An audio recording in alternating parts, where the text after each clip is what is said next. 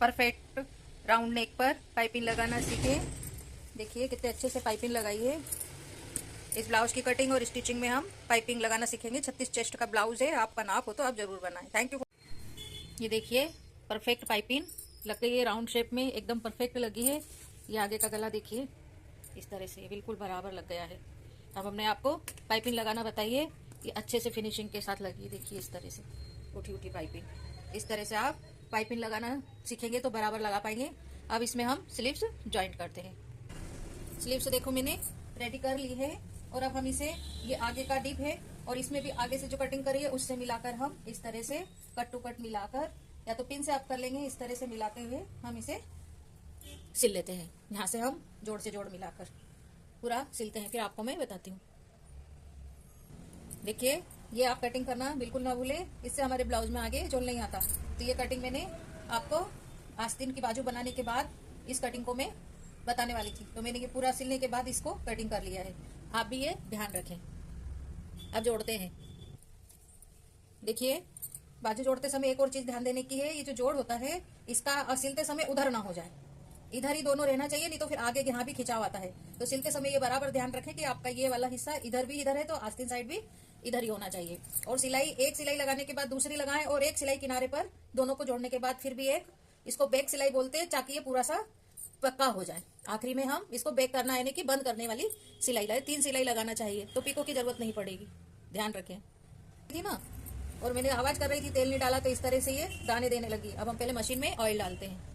देखिए मशीन में तेल हमेशा मशीन का ऑयल ही डालें, दूसरा कोई सा भी केरोसिन या खोपरे का तेल आदि ना डालें। तो हम इन मुख्य पॉइंट पर ऑयल देते हैं। देखिए यहाँ पर, यहाँ डालेंगे, थोड़ा सा यहाँ से भी नीचे डालेंगे ताकि वो अंदर चला जाए।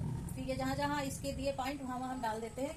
थोड़ा सा इसका जो व्हील है वहाँ पर भी डालेंगे ताकि ये नीचे से भी आवाज ना करे, क्योंकि धूल मिट्टी और कपड़ों के रेसे चले जाते हैं। तो हम इसे यहाँ अंदर से भी खोल के थोड़ा सा यहाँ से भी डाल देते हैं, तो जो रेसे फंसे हुए वो हल्के होकर बाहर निकल जाएंगे। तो इस तरह से मशीन में ऑयल डाल के थोड़ा सा दूसरे कपड़े पर चलाएं, फिर मशीन पे चलाएं, तो कपड़ों पे, नहीं तो भी कपड़ों पे दाग लग सकते हैं तेल के। देखिए ये तेल हो गया है कपड़े में, पर ये ताका बराबर अब चलने लगा और मशीन की आवाज में भी अंतर आ गया। अब जोड़ते हैं स्लीव्स। स्लीव्स में भी मैंने ये 2 सिलाई लगा ली है, और आखिरी की ये बॉन्डिंग वाली सिलाई भी जरूर लगाएंगे ताकि ये दोनों हिस्से अच्छे से जुड़े रहें और रेशा ना निकले, कपड़ा खराब ना हो, और पिको की जरूरत नहीं पड़ेगी। आस्तीन मैंने जोड़ ली है, और अब साइड जोड़ेंगे। तो पहले हम सीधे दोनों हिस्सों को बराबर मिलाकर एक सिलाई यहाँ से लगाएंगे। सीधी तरफ से सिलने के बाद मैंने पलट के भी इसे मोड़ लिया है, और यहाँ भी एक, जैसे शोल्डर पे मैंने बताया कि दोनों सिलाई एक साइड होना चाहिए, ऐसे बगल में भी ये सिलाई इधर की भी इधर होना चाहिए और ये वाली भी इधर होना चाहिए। यहाँ भी ये बल नहीं पड़ना चाहिए, ध्यान रखें। अब इसकी हम फिटिंग मिलाएंगे, फिटिंग मिलाते हैं इसकी। अब हम फिटिंग देखिए कैसे मिलाते हैं। एक बार ये उल्टा है, अब सीधा। ये देखिए मैंने इस तरह से कमर नाप ली थी, 29 इंच कमर को पूरा इस तरह से डबल नाप के, और यहाँ निशान लगाया है, यहाँ आस्तीन पे 5.5 पे निशान लगाया है ये से, और फिर इसको एकदम स्ट्रेट करके इस तरह से सीधा, और सीधा करके फिर एक ये लाइन लगा ली है मैंने। देखिए इस तरह से यहाँ 5.5 पे लगाई है, और यहाँ 29 इंच पे नापने के बाद में टेप से पूरी कमर नाप लें, और जो बचा है उस हिस्से से आप 4 हिस्सों में डिवाइड करके एक हिस्सा यहाँ लगाएं। जैसे कमर आपकी 32 भी आ रही हो, 36 भी आ रही हो, आप 36 के अपन ने जो नापा है उसके हिसाब से पूरा सिलने के बाद जो हिस्सा नाप से एक्स्ट्रा हो वो उस हिस्सों को 4 हिस्सों में डिवाइड करके यहाँ निशान लगा देते हैं। और आस्तीन 11 इंच है तो आधा करके यहाँ पर उसका निशान लगा देते हैं, और फिर एक सीधी लाइन को बराबर ड्रॉ करके और आप इसकी फिटिंग लगा सकते हैं। और फिर हमें चेस्ट नापना है, तो ये गले की पट्टी के ऊपर पट्टी रख के खींचते हुए यहाँ से और यहाँ तक हम अपना जो परफेक्ट नाप है 36 इंच वो आ जाएगा। मैंने नाप लिया है, अब मैं एक बार मशीन लगा लेती हूँ, फिर आपको मैं ये नाप के बताऊंगी। वैसे 36 इंच परफेक्ट नाप का ये ब्लाउज हो जाएगा। हम यहाँ एक सिलाई 2 तो लगी चुकी है, एक नाप के लगाएंगे, और उसके बाद एक सूत भर के फिर और उसके पास से लगाएंगे ताकि खोलने में टाइट ढीला हो तो कर सके।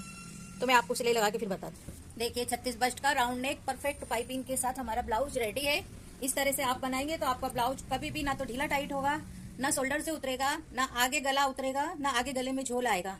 आप इस तरह से बनाएं। Thank you for watching. Channel subscribe करना ना भूलें। धन्यवाद।